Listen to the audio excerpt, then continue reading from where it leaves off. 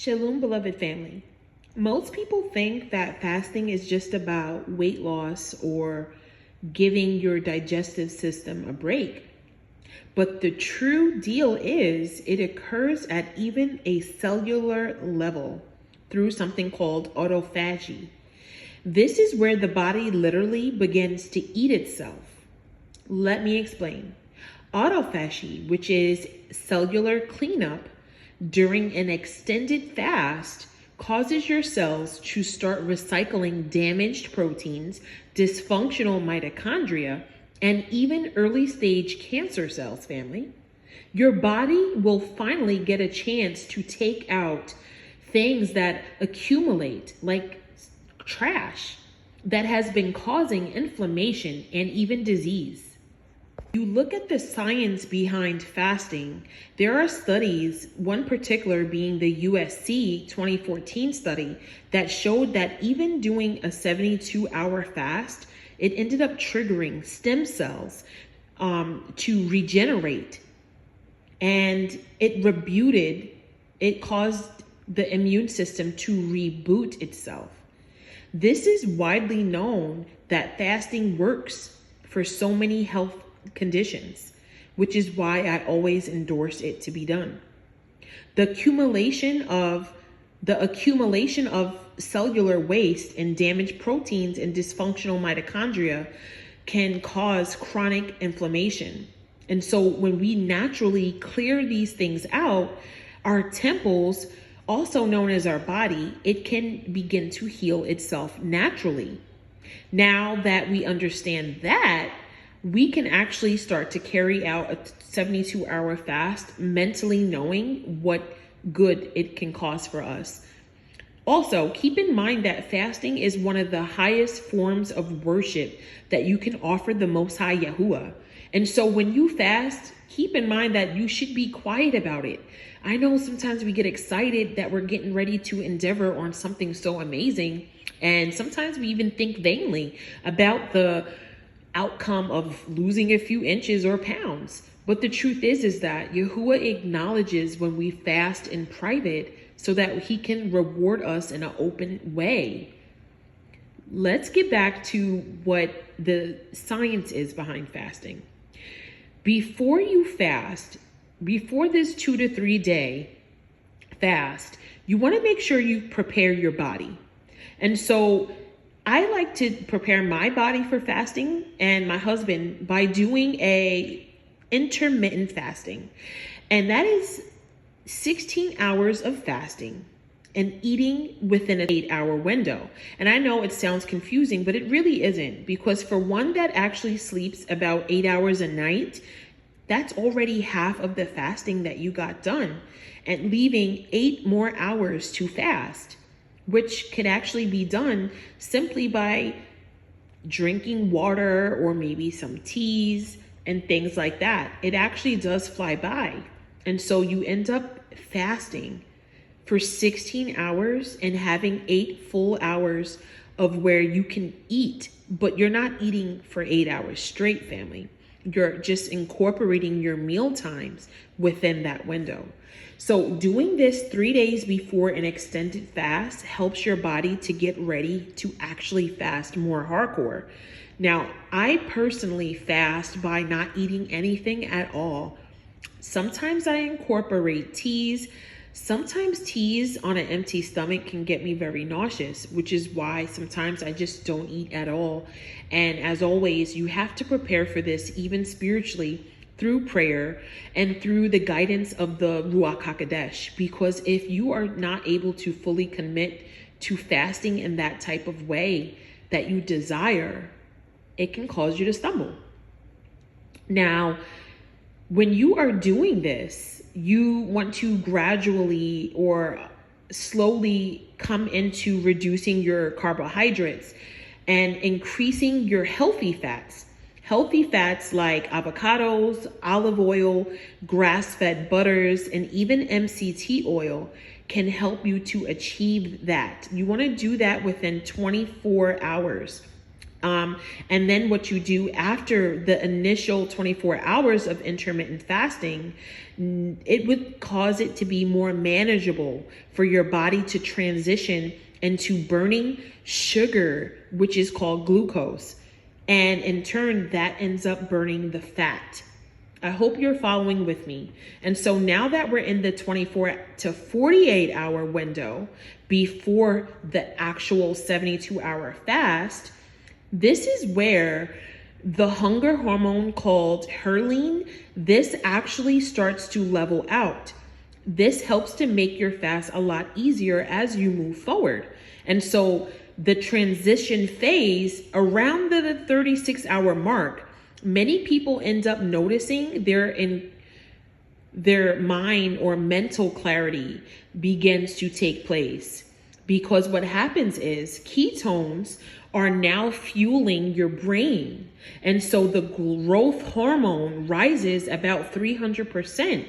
This preserves your muscle and it boosts fat burn instead. Sometimes what happens is when we go into fasting without preparing in this type of way, your body actually eats at the muscle. But we don't want to eat muscle, we want to eat the fat. And so this is why it's important to do things in an orderly type of way. And so fat loss ends up being accelerated in a dramatic way at this 72-hour mark, family. If you had maybe brain fog, you might start to feel mental clarity as your brain fog lifts away, because this all works at a deep cellular level. It cellularly repairs and restores yourself. And so what do you consume during a 72-hour fast, you may be asking yourself? As we all know, there's Daniel fast, which is just fruits and vegetables. And then there might be a water fast you might be considering. There are also dry fasts where you're not eating anything at all. And some people do smoothies, some people do soup fasts. What you want to make sure you're eating or drinking is absolutely pure water, which nowadays we barely have any. And so water that has those electrolytes, those salts, those minerals in them is preferred. Also, sparkling water can be incorporated. There has been fasts I've taken where I just had seltzer. It helps you to feel full, and it also is not super unhealthy for you.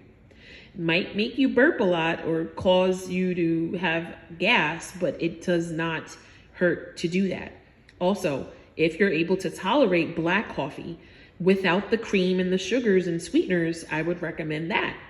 But keep in mind that it is not good to always rely on caffeine, because it can sometimes be considered a drug or an addiction for some people. When it comes to plain teas, herbal teas, traditional teas, as long as you're not incorporating sugars, that's something that you can do.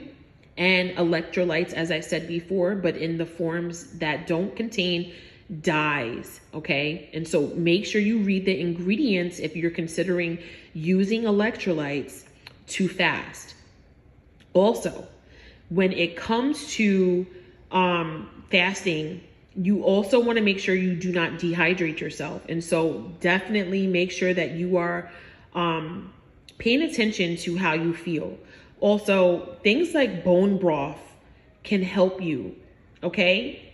So if you start with bone broth, you want to wait 1 hour and then maybe have 1 to 2 eggs, right? Maybe an avocado. You want to wait another hour, and then you want to eat a small protein meal or one that has healthy fats. You want to just make sure that if you're doing that type of fast, which kind of sounds like a diet, right? But it's fasting because you're fasting from things like carbs and sugar and processed foods. And so if you choose to do that, you can do that and you can still have the results you're looking for, which are those cellular results, the results in which your brain is healing, your muscles are healing, your heart, your joints, so on and so forth. But if you are not eating for 72 hours, you have to make sure that when you do decide to go back into eating, that you are incorporating healthy things like that bone broth, like the healthy proteins, the healthy fats, because it can be very challenging, and sometimes people can experience a crash in which they're going back into their old habits.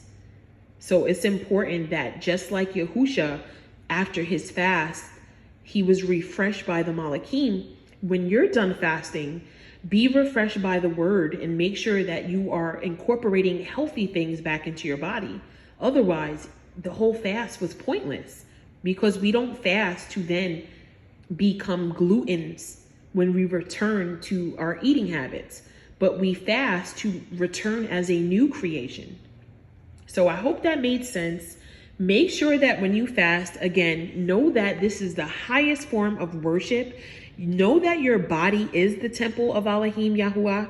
And so when you are fasting, you are creating an environment that is good and pleasing to the Ruach HaKodesh that abides within you. And before I forget, here is my husband, who has lost just under 100 pounds since he started fasting with me. He was one that loved to eat. We called him a foodie, but he gave up meat, he gave up the junk food, he gave up the snacking, and he started to hold fasts, and he lost weight. And so again, it is about the cellular feeling of the fast. And so he is not only dreaming more dreams, remembering them, but he feels energetic, he feels calm, he feels at peace within himself. He likes how his skin has improved, and so many other things. And so if you're considering fasting, make this not just an occasional thing just because you want some prayers answered, but make it a lifestyle. Again, intermittent fasting is something that many people do on a daily basis. In fact, our ancestors did intermittent fasting. They just didn't call it that. It was just the way they lived. They didn't eat 3, 4, 5, 6 times a day. They ate probably just about one meal, or maybe 2 really small meals. And they were healthy, and they were at peace and grateful for what they had. And so, hallelujah. I hope this was an inspiration. Shalom.